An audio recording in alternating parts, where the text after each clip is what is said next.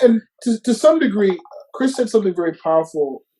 Well, amongst other things, he said, like, as a libertarian, he finds it frustrating that people don't want to do the things necessary to stay free, which is educate themselves and take personal responsibility, right?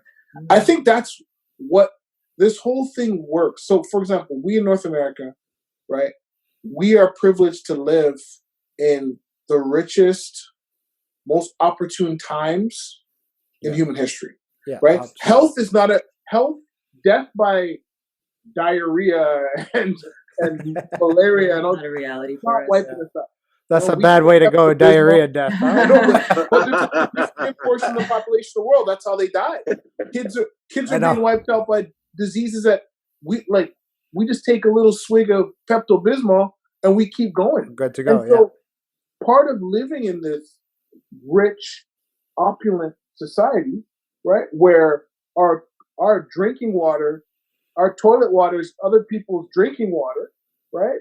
We bottle our water and sell it to people for like $4 or $5 for half a liter, right? Like, we're living in some of the most rich, everything.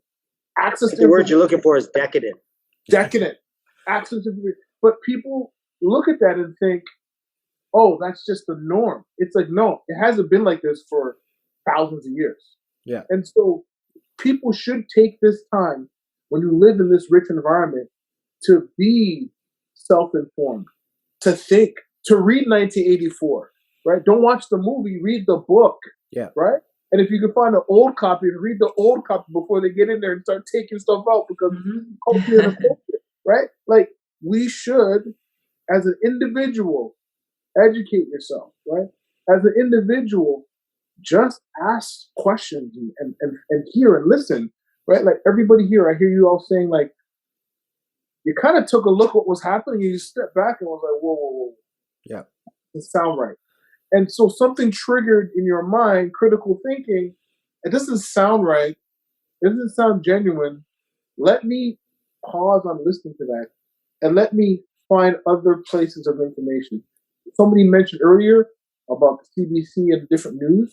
Like, my friend and I have this argument all the time. He's like, they're not factual. It's not news. News has never been about informing the public. News has always been about selling advertising. Yeah. Right? It's never been about informing the public. We were sold the idea that by watching this half-an-hour segment, we will be better informed. This half-an-hour segment is just designed to sell us more things. Just like all of the TV shows are designed. They're trying to make us a consumerist society, and they're trying to distract us with all the bells and whistle and Will Smith slapping someone and all that shit. Right. Yeah. That's what it's about. That was totally planned. It's like, look, a squirrel. It was fake. It was a fake slap. It was a fake slap. I'm just saying. It was. It really was. Look at what we're doing right now. We are 4 individuals living in different parts of the world, different parts of the GTA, and we're having a conversation, right? And we're coming to a consensus that, hey, everybody got to really think now. Like, you got to really, you might not agree with anything we've said, but hopefully you're going to go pick up The Influencer. Hopefully you're going to go pick up 1984 and get some frame of reference for what we're talking about and educate yourself and say, you know what, like, let me read that book they were talking about, because if it's going to make me think more critically about what I'm seeing, maybe I can put things in context, right?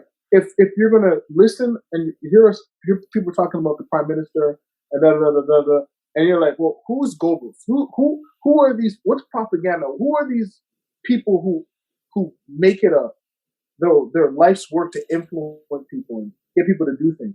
Go look it up. The information is just there. Yeah, it's libraries. It's online.